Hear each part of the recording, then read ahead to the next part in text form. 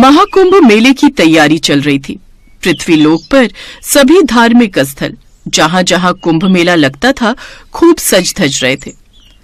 पर इन्हीं पृथ्वीवासियों में से एक शिव भक्त थी यशोदा, जो कई वर्षों से एक ही इच्छा मन में लेकर चल रही थी, और उसकी वो इच्छा थी शिव जी को कुंभ में शाही स्नान कराना। यशोदा के पास शिव जी की एक बहुत प्यारी छोटी सी प्रतिमा थी। पूजा पाठ करते हुए यशोदा भगवान शिव से अपनी इस इच्छा को व्यक्त करती रहती। इस वर्ष महाकुंभ लगने वाला है। मैं आपको इस वर्ष तो शाही कुंभ स्नान के लिए अवश्य ही लेकर जाऊंगी। बस मैंने तो मन बना लिया है और मोहन को भी बोल दिया है कि वो कुंभ मेले में जाने की तैयारी करे। बस आपकी सेवा कर लूं, आपको महाकुंभ में शाही स्नान के लिए ले जाऊं। तभी मोहन काम से लौट आता है। मोहन के चेहरे पर खुशी थी। ये देखकर यशोदा समझ गई कि जरूर मोहन की आज मजदूरी से अच्छी कमाई हुई है। माँ, तुमने तो लगता है आज शिवजी को प्रसन्न कर ही लिया। पता है, आज मेरी पूरे 5000 की कमाई हुई है। अब तो मैं भगवान शिव को शाही स्नान के लिए जरूर लेकर जाऊंगा। माँ, यशोदा जैसे ही मोहन के हाथ से पैसे लेने लगती है, तुरंत वो पैसा यशोदा की बहू सुधा छीन लेती है। अच्छा जी, कमाई मेरा पति करे और तुम फालतू के महाकुंभ स्नान के लिए पैसे खर्च करती रहो। बिल्कुल नहीं, इन पैसों से मैं अपने मायके वालों के साथ शहर में पिक्चर देखने जाऊंगी। ये क्या पागलपन है सुधा? तुम जानती भी हो माँ कितने सालों से भगवान शिव को कुंभ स्नान के लिए ले जाना चाहती हैं। उनकी इच्छा पूरी करना मेरा फर्ज है, क्योंकि मैं उनका बेटा हूँ। तो क्या मेरे लिए तुम्हारा कोई हक नहीं? मैं तुम्हारी पत्नी हूँ, तुम्हारे पैसों पर उतना ही हक है मेरा जितना कि तुम्हारी माँ का है। ये पैसे मैं वापस नहीं देने वाली। अगले साल चली जाएंगी ये महाकुंभ के लिए। वैसे भी साधारण सी शिवजी की प्रतिमा को इतनी दूर महाकुंभ में शाही स्नान कराने के लिए जाने की कोई जरूरत नहीं। सामने नल बह रहा है, उसी में ही इस प्रतिमा को स्नान करा दो, हो जाएगा कुंभ स्नान। मैं जा रही हूँ अपने मायके वालों को मिलने। अपने भाई बहन के साथ मैं कल तो पिक्चर देखने चली जाऊंगी। सुधा ने मोहन की बात को नहीं सुना। वो सिर्फ अपने से मतलब रखती थी। वो बहुत खड़ूस स्वभाव की थी। उसने वो पैसा छीनकर अपनी अलमारी में छुपा दिया और अपने मायके चली गई। इधर यशोदा का मन उदास हो गया। सुधा जब अपने मायके पहुंची तो उसने देखा उसकी बहन बीमार है।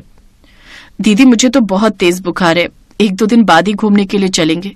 अभी तो मेरी बिल्कुल भी हिम्मत नहीं है, और तुम्हारे पैसे कहाँ भागे जा रहे हैं? संभाल कर तो रखे है ना, हम 1-2 दिन में आराम से घूम आएंगे। हाँ, पैसे तो मैंने अलमारी में संभाल कर रख दिए। तू ठीक हो जा, फिर हम तीनों बहन भाई शहर घूमने चलेंगे। तूने अपनी सास के महाकुंभ में जाने के पैसे रख लिए बेटा। ऐसे भगवान के नाम के पैसे छीनकर घूमना फिरना अच्छी बात नहीं। तू पैसे वापस लौटा दे। माँ, तुम अपना भाषण बंद करो। तुम बापू के आगे कभी बोली नहीं, इसलिए आज तक तुमने कभी शहर की शक्ल नहीं देखी। हमें ऐसा मत बनाओ। मैं सीधी बीवी और भोली भाली बहू बनकर नहीं रह सकती। सुधा घर लौट आती है। 2-3 दिन के बाद सुधा के भाई को कोई जरूरी काम पड़ जाता है। इस वजह से फिर उनका जाना टल जाता है। इस बीच मोहन जो भी कमा कर लाया, सुधा ने सारे पैसे अपने पास अलमारी में रख दिए। उसने यशोदा को कुछ भी पैसे जोड़ने नहीं दिए। यशोदा पूरी तरह से उम्मीद तोड़ चुकी थी। मुझे क्षमा करना प्रभु, मुझे लगता है मैं इस बार भी आपको शाही स्नान के लिए महाकुंभ में नहीं ले जा पाऊंगी। मेरे पास बिल्कुल भी पैसे नहीं है प्रभु। लगता है मेरी इच्छा मेरे साथ ही चली जाएगी। कितना मन था कि इस बार होने वाले महाकुंभ में मैं अपने भगवान शिव को स्नान करवाऊं। यशोदा की आंखों में आंसू आ जाते हैं और वो रो पड़ती है। यशोदा का दुख देखकर भगवान शिव अपने भक्त की मदद के लिए आ जाते हैं। भगवान शिव चाहते थे कि सुधा को भी भक्ति का महत्व पता चले, इसलिए शिव जी सुधा को सही रास्ता दिखाते हैं। आज तो सचमुच मजा आ जाएगा। हम तीनों भाई बहन आखिरकार घूमने के लिए शहर जा ही रहे। जल्दी से वो जुड़े हुए पैसे निकाल लेती हूँ। ये क्या, मेरे सारे पैसे तो दीमक खा गई। अब क्या करूं? मेरा तो बहुत नुकसान हो गया। ये क्या हो गया? हाय, मैं लुट गई, बर्बाद हो गई, मेरे सारे पैसे दीमक खा गई। तभी उसकी आवाज सुनकर यशोदा और मोहन कमरे में आते हैं। क्या हुआ बहू, तुम रो क्यों रही हो? मैंने घूमने के लिए जो पैसे रखे थे सारे नोट दीमक खा गई। पूरी अलमारी में दीमक चल रही है। मैं जानती हूँ ये सब तुम दोनों की नजर लगी है, तभी मेरे साथ ऐसा हुआ। यशोदा ने अलमारी में चेक किया तो वो चौंक गई। दीमक ने खा लिए, पर बहू यहाँ अलमारी में तो कुछ भी नहीं है। ये पैसे रखे तो हैं। कौन सा दीमक? कहाँ है दीमक? अलमारी तो बिल्कुल साफ सुथरी है। दीमक नहीं है। सुधा उठकर देखती है तो अलमारी में कुछ भी नहीं था। सब कुछ वैसे का वैसा ही था और पैसे भी अपनी जगह पर ही रखे थे। ये देखकर सुधा कुछ पलों के लिए घबरा गई। रात भर सुधा सोचती रही। उसके दिमाग में बार बार वही सब घूम रहा था जो उसने दोपहर में देखा था। तभी सुधा को भगवान शिव की आवाज सुनाई देती है। सुधा, यशोदा मेरी परम भक्त है। तुमने उसके साथ सही नहीं किया। मैं केवल तुम्हें सही राह दिखाना चाहता था। वो दीमक मेरी ही माया से उत्पन्न हुई थी। उस धनराशि को यशोदा को लौटा दो। वो मुझ पर बहुत विश्वास रखती है। यशोदा का मन है कि वो मेरी प्रतिमा को महाकुंभ में शाही स्नान करवाए, किंतु तुम उसकी भक्ति में बाधा डाल रही हो।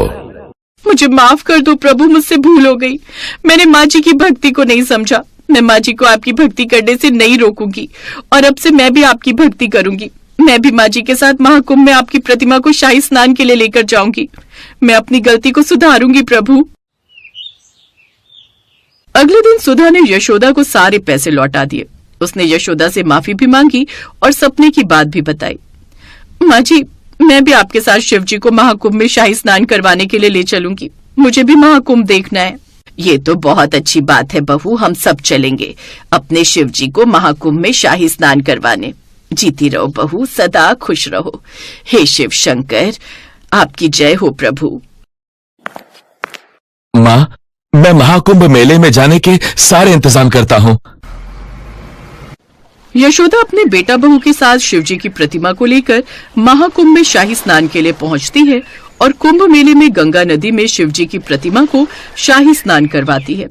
भगवान शिव भी बहुत प्रसन्न थे, क्योंकि यशोदा जब उनकी प्रतिमा को स्नान करवा रही थी तो वो स्नान सीधे कैलाश पर्वत पर विराजे भगवान शिव को प्राप्त हो रहा था। गंगा की धारा में शिवजी स्नान कर रहे थे। ये गंगा नदी उनकी जटाओं से निकलकर खिलखिलाती बह रही थी। देवाधिदेव महादेव भगवान शंकर का विवाह इस संसार की शक्ति माँ पार्वती से हुआ था। मान्यता है शिव और शक्ति के संयोजन से ही यह प्रकृति चलती है। वे दोनों एक दूसरे के बिना अपूर्ण भी हैं। जहाँ एक तरफ शिव अनादि के सृजन करता है, वहीं शक्ति प्रकृति का मूल स्वरूप है।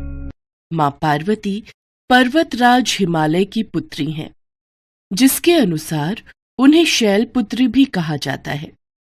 वहीं सनातन धर्म के अनुयायी ये भी मानते हैं कि देवी गंगा का अवतरण भी हिमालय से हुआ। वामन पुराण के अनुसार जब भगवान विष्णु ने वामन रूप में अपना एक पैर आकाश की ओर उठाया, तब ब्रह्मा जी ने भगवान विष्णु के चरण धोकर जल को अपने कमंडल में भर लिया। इस जल के तेज से ब्रह्मा जी के कमंडल में गंगा का जन्म हुआ। ब्रह्मा जी ने गंगा को राजा हिमवान को सौंप दिया। इस तरह देवी पार्वती और गंगा दोनों बहन हुई। उसी अनुसार देवी गंगा देवी पार्वती की बहन लगती हैं। शिव पुराण में ऐसी कथा मिलती है कि गंगा भी देवी पार्वती की तरह भगवान शिव को पति रूप में पाना चाहती थी। देवी पार्वती नहीं चाहती थी कि गंगा उनकी सौतन बने। फिर भी गंगा ने भगवान शिव की घोर तपस्या की। उनकी तपस्या से प्रसन्न होकर भगवान शिव ने इन्हें अपने साथ रखने का वरदान दे दिया। पर एक बार इन दोनों बहनों के बीच इसी बात को लेकर भयंकर विवाद हो गया। विवाद इतना बढ़ गया कि माँ पार्वती ने माँ गंगा को श्राप तक दे दिया। एक बार भगवान शिव अपने परम निवास कैलाश पर्वत पर ध्यान अवस्था में बैठे थे। साथ में माता पार्वती भी ध्यान में मग्न थी। शिव और शक्ति का यह सुंदर स्वरूप एक साथ बहुत सुंदर लग रहा था। एक तरफ जहाँ महादेव और महादेवी ध्यान मग्न थे, वहीं शिव जी के परम भक्त नंदी जी अपने प्रभु और माता की शोभा को निहार रहे थे। दोनों का यह तूने मुझे सुंदर देखकर इग्नोर किया तो तेरा सर्वनाश हो जाएगा, लेकिन तू मुझे लाइक और फॉलो कर देगा तो मैं तेरा घर धन, दौलत और खुशियों से भर दूंगी।